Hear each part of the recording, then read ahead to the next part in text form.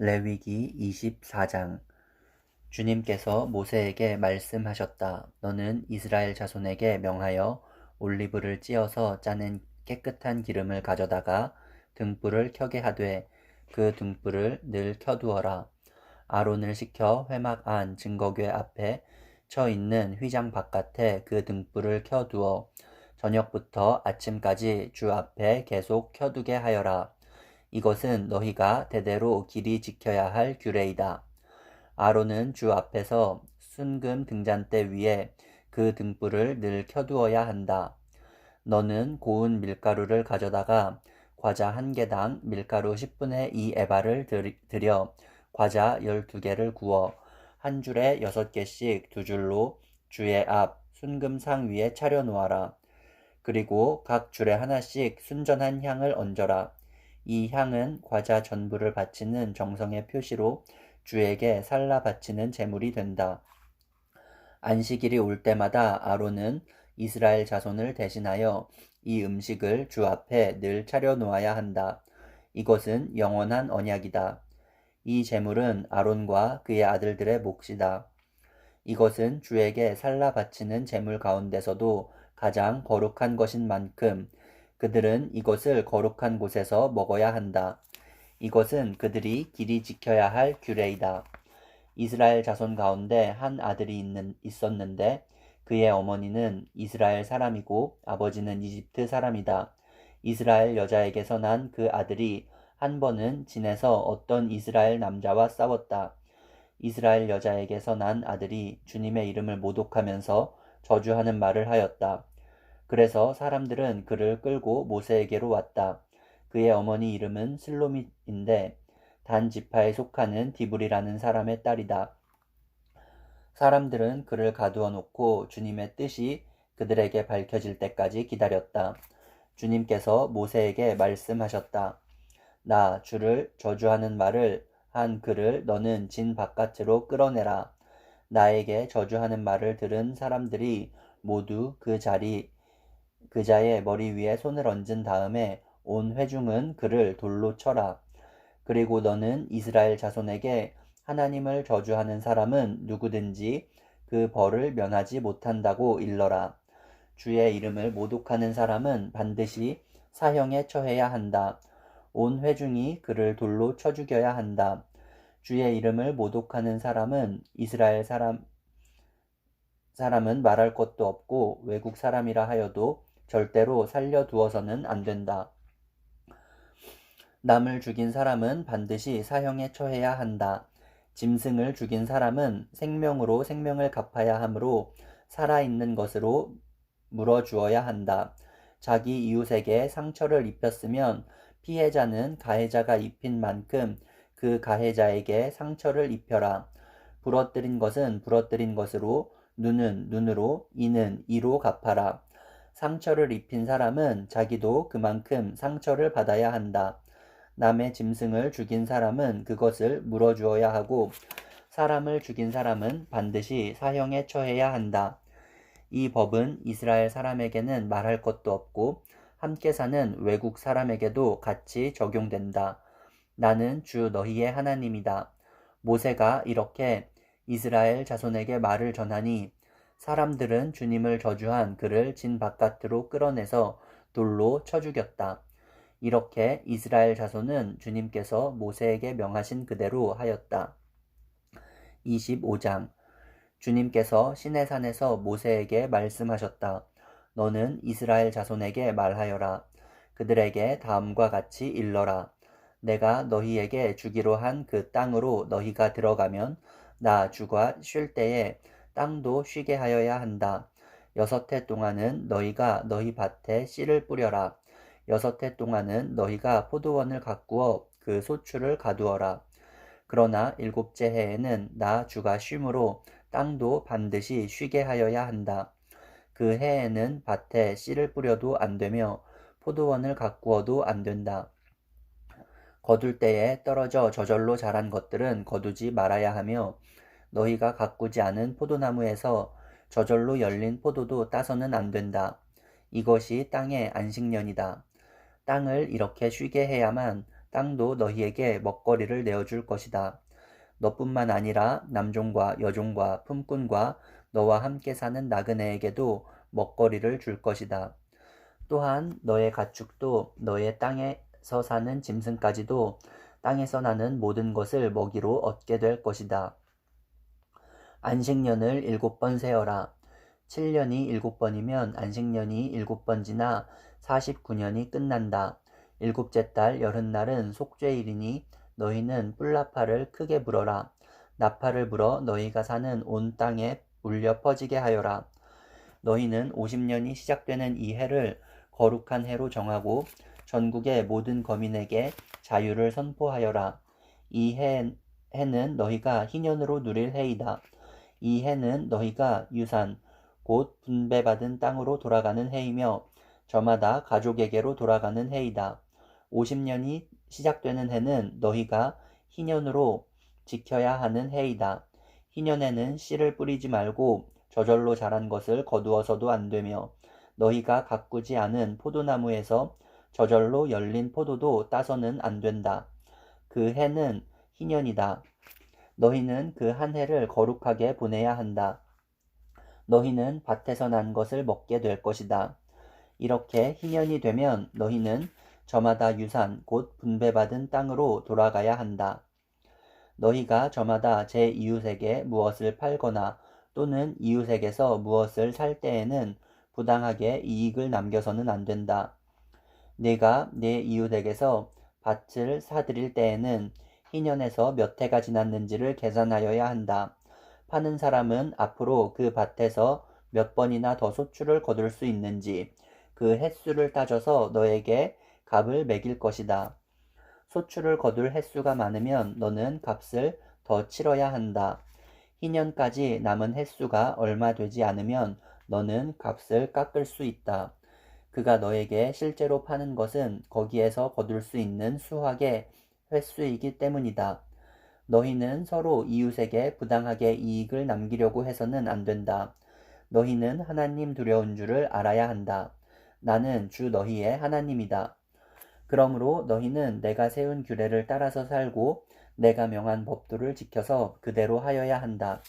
그래야만 그 땅에서 너희가 안전하게 살 수 있을 것이다.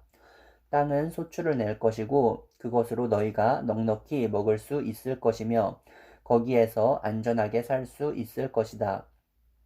일곱째 해에는 씨를 뿌려도 안 되고 소출을 거두어 들여도 안 된다면 그 해에 우리는 무엇을 먹을까 하고 너희는 물을 것이다.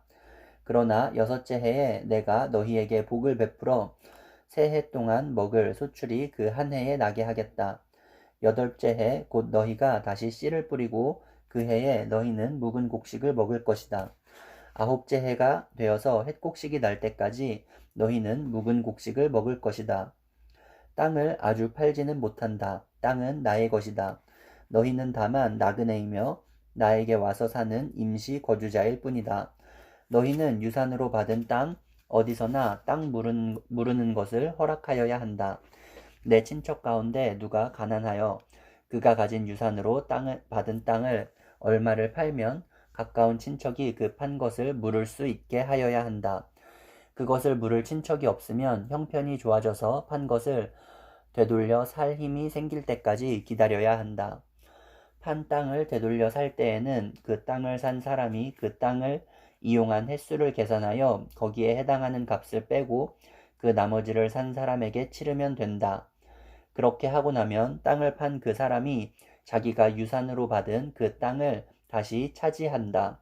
그러나 그가 그 땅을 되돌려 살 힘이 없을 때에는 그 땅은 산 사람이 희년이 될 때까지 소유한다. 희년이 되면 땅은 본래의 인자에게 되돌아간다. 땅을 판 사람은 그때에 가서야 유산 곧 분배받은 그 땅을 다시 차지할 수 있다. 성곽 안에 있는 집을 팔았을 때에는 한 해 안에는 언제든지 되돌려 살 수 있다. 집을 판 사람은 한 해 동안은 그것을 물을 수 있는 권리가 있다.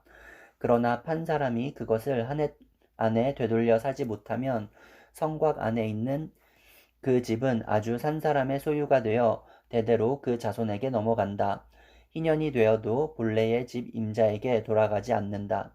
그러나 성곽이 없는 마을에 지은 집은 그것들의 토지와 같이 여겨 반 사람이 언제든지 물을 수 있고 되돌려 살 힘이 없을 때에는 희년이 될 때까지 기다렸다가 본래의 임자가 그것을 다시 차지한다. 그러나 레위 사람의 성읍 곧 그들이 유산으로 받은 성읍 안에 있는 집은 그렇지 않다. 레위 사람은 성읍 안에 있는 집을 팔았어도 언제든지 그것을 다시 물을 수 있다. 그가 물으지 않으면 성읍 안에 있는 그 팔린 집은 희년이 되면 본래의 임자에게 되돌아간다. 레위 사람의 성읍 안에 있는 집은 이스라엘 자손이 레위 사람의 유산으로 준 것이기 때문이다. 레위 사람의 성읍에 딸린 땅도 또한 영원히 레위 사람의 유산이기 때문에 팔 수 없다. 너희 동족 가운데 아주 가난해서 도저히 자기 힘만으로는 살아갈 수 없는 사람이 너희 곁에 살면 너희는 그를 돌보아 주어야 한다. 너희는 그를 나그네나 임시 거주자처럼 너희와 함께 살도록 하여야 한다. 그에게서는 이자를 받아도 안 되고 어떤 이익을 남기려고 해서도 안 된다. 너희가 하나님 두려운 줄을 안다면 너희의 동족을 너희의 곁에 데리고 함께 살아야 한다. 너희는 그런 사람에게 이자를 받을 목적으로 돈을 꾸어주거나 이익을 볼 셈으로 먹거리를 꾸어주어서는 안 된다. 나는 너희의 하나님이 되려고 너희에게 가나안 땅을 주고 너희를 이집트 땅에서 이끌어낸 주 너희의 하나님이다.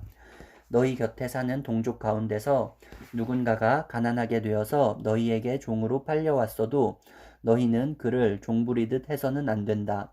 너희는 그를 품꾼이나 임시 거주자처럼 너희의 곁에서 살도록 하여야 한다. 너희는 희년이 될 때까지만 그에게 일을 시키다가 희년이 되면 그가 자식들과 함께 너희를 떠나 자기 가족이 있는 조상에게서 받은 유산의 땅으로 돌아가도록 하여야 한다. 그들은 내가 이집트 땅에서 이끌어낸 나의 품꾼이므로 너희가 그들을 종으로 팔 수 없다. 너희는 그를 고되게 부려서도 안 된다.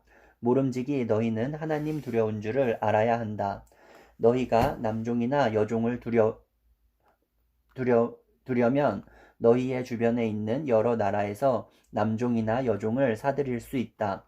너희는 또 너희와 함께 사는 외국인 거주자의 자손 가운데서나 너희의 땅에서 태어나서 너희와 함께 사는 그들의 가족 가운데서 종을 사서 너희의 소유로 삼을 수 있다. 너희는 또 그 종들을 너희의 자손에게 영원한 유산으로 물려줄 수도 있다. 바로 이들은 너희가 종으로 부려도 된다. 그러나 너희의 동포 이스라엘 자손들끼리 서로 고되게 부려서는 안 된다. 너희와 함께 사는 나그네 신세된 외국 사람이나 임시 거주자 가운데는 부자로 사는 사람이 있는데 마침 그 이웃에 너희의 동족이 살고 있다가 가난하게 되어서 그 외국 사람에게나 너희와 같이 사는 임시 거주자에게나 그 가족 가운데 누구에게 종으로 팔렸다고 하자. 종으로 팔려간 다음이라 하더라도 그는 종으로 팔릴 때에 받은 값을 되돌려주고 풀려날 권리가 있다. 그의 친척 가운데 누군가가 값을 대신 치르고 그를 데려올 수 있으며 삼촌이나 사촌이 그를 데리고 나올 수도 있고 그의 가문에 속한 살부치가 그를 데리고 나올 수도 있다. 그 사람이 넉넉하게 된 뒤에 스스로 그 값을 치르고 나올 수도 있다. 그 경우에 그는 종으로 팔렸던 그 해로부터 희년이 될 해까지의 횟수를 자기를 산 사람과 함께 계산하여 그 횟수에 따라 돌려줄 값을 정하여야 한다. 그 가운데서 그가 주인을 섬기며 일한 기간은 그가 이미 주인에게 일을 하여 준 기간이므로 값의 일부를 치른 것으로 계산하여야 한다. 아직 희년까지 남은 횟수가 많으면 남은 횟수만큼 많이 내고 나와야 한다. 그는 종으로 팔릴 때에 받은 몸값에서 그 집에서 일한 횟수의 품삯을 떼낸 나머지를 무르는 값으로 치르면 된다. 희년까지 남은 횟수가 얼마 되지 않으면 그 횟수를 따져서 그만큼 적게 치르면 된다. 이때에도 그는 일한 횟수와 남은 횟수를 자기를 종으로 산 주인과 함께 계산하여 무르는 값을 정하여야 한다. 주인은 그를 해마다 고용하는 것으로 하고 그를 품꾼으로 대접하여야 한다. 어떤 주인이라도 그 종을 심하게 부려서는 안 된다. 위에서 말한 여러 방법 가운데 어느 하나로도 풀려날 길이 없다 하더라도 희년이 되면 그는 풀려날 수 있다. 자기만이 아니라 자식들도 그와 함께 풀려난다. 이스라엘 자손은 나에게 속한 나의 품꾼이기 때문이다. 그들은 내가 이집트 땅에서 이끌어낸 나의 품꾼이다. 내가 주 너희의 하나님이다.